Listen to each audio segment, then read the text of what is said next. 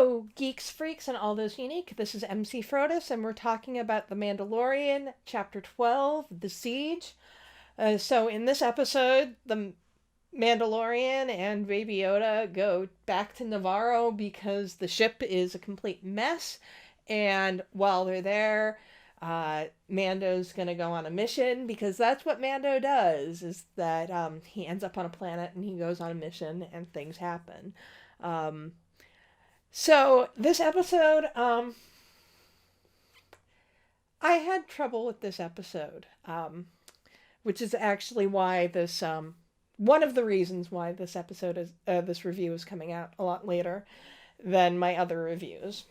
I also had a lot of stuff going on with school and everything, but one of the problems I had with this episode is that the Mandalorian actually isn't in this episode a lot. It feels like a lot of the stuff was Cara Dune.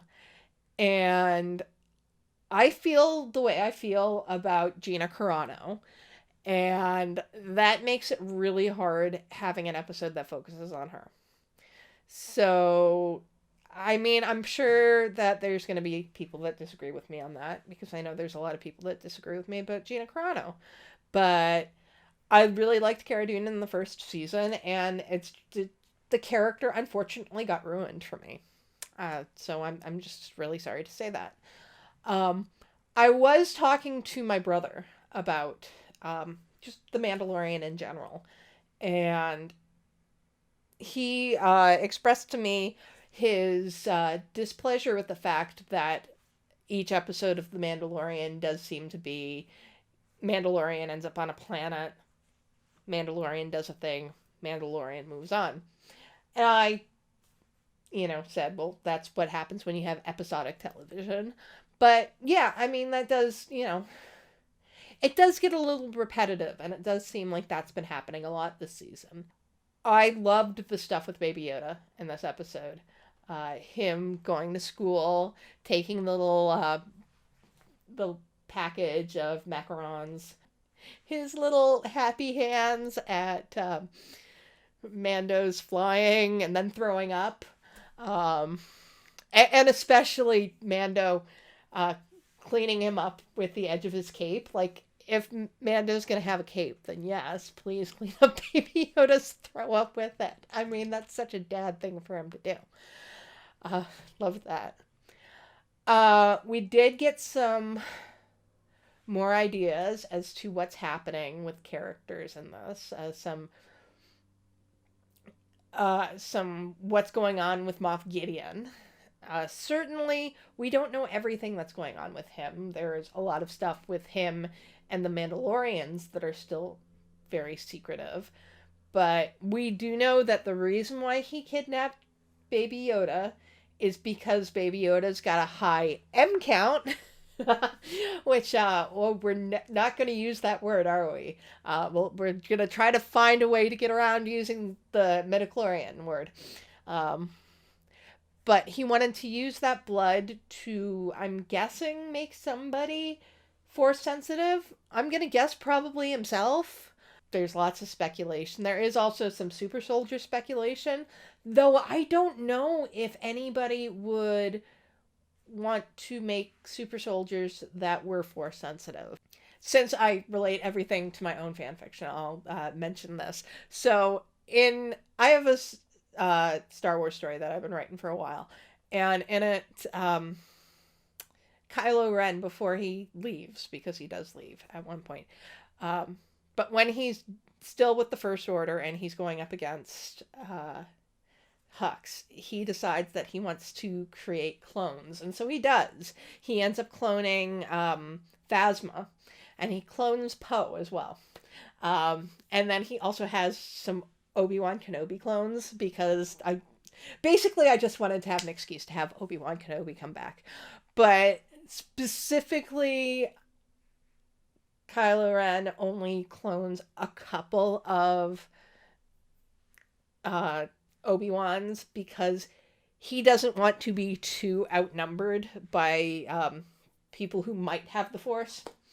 As it turns out, only one of the clones is viable for many reasons. just go read my fanfic. Uh-huh. But I kind of feel like the same thing is going on here. Like, Moff Gideon would not want to have force sensitive clone super soldier things because, I mean, I guess that the Kaminoans were able to put in like chips so that the clones were loyal to Palpatine, so Gideon could probably do the same thing with whatever super soldiers he has. Still, it seems unwise. But, I mean, it might also be that it's for cloning Palpatine because who knows when that happened. There's a lot of possibilities being thrown around. A lot of possibilities I'm thinking about, a lot of possibilities other people are thinking about. I don't think that it's Palpatine or Snoke. I don't think it's tied to that because that feels just a little too tied up in Skywalker Saga stuff, and I don't think they're gonna do that.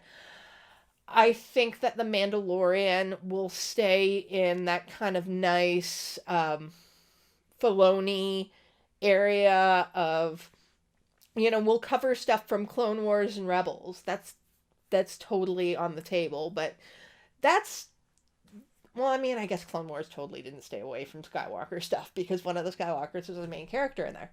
But um, certainly it was less to do with the Skywalker saga than other things.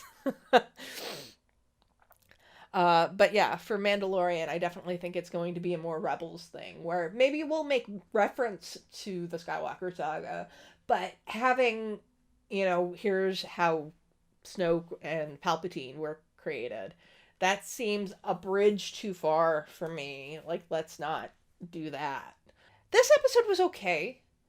I feel like I'm more interested in the speculation than I was in the episode itself. And a large part of that does come from the fact that I don't care for Gina Carano. And kind of every moment she was on screen, it was just kind of like, oh, can we let's move on. Yeah, I'm sorry. I'm not good about this. Um I want to like her character, but I just can't. It was fun. It was um I believe it was Star Wars Explained in his review, said that it felt very much like a video game. There was a lot of, this the canyon sequence and everything did feel very video gamey. Carl Weathers, Grief Karga, directed this episode, and I think he did a very good job. And it was a fun episode. We did obviously need to have these characters come back, but I'm not saying that Kara has to leave because I do know that there are a lot of people that like her. But, and certainly I'll keep watching even though I disagree with Gina Carano politically, but I would not be unhappy if she left. Let me just put it like that. That's probably the best way for me to put it. So, and yeah, like I really liked the Baby Yoda stuff in this one. I feel like this season Baby Yoda is getting much more personality. And that's good because that is something that happens with babies is that as they get older they do develop more of a personality. And I don't know if, I mean, like, we don't exactly know what Baby Yoda went through for those however many years he was in hiding. I, well, actually, I guess it was in 25 years. So half of his life he was in hiding. So it's quite possible that we might see Baby Yoda develop a lot faster now that he's able to be out in the world and not just kind of stuck in his little cradle thingy. And I like the idea of that because I don't think that you could really. And I've talked before about, scenes of Baby Yoda just being kind of cute and everything. I think you can't really sustain that for a long time. Yeah, Baby Yoda's always going to be cute, but you need to have more than that. We've got to develop this character. I would be very happy if Baby Yoda were to speak by the end of this season. I don't think that Baby Yoda needs to speak like Yoda. I would like to see Baby Yoda speak like Din, as in not a lot and very tersely. I think, be like his dad. I'm here for that. But yeah, no, this was an okay episode for me. I know there were people who liked it more than I did, but I have my reasons for not thinking this one was too great. So comment down below with what you thought of the Siege. Uh, if you like my videos, please subscribe to my channel. If you would like to support me, go to my Patreon, or you can buy me a coffee. You can also buy merchandise from TeePublic and Redbubble. Right now, there are lots of sales going on for the Christmas season. So until next time, live long and may the Force be with you. Thanks to these patrons for keeping the lights on around here. I very much appreciate all of the help from you guys. So if you want to keep watching more of my videos, click on my cartoon face over there and you can go directly to my channel and check things out.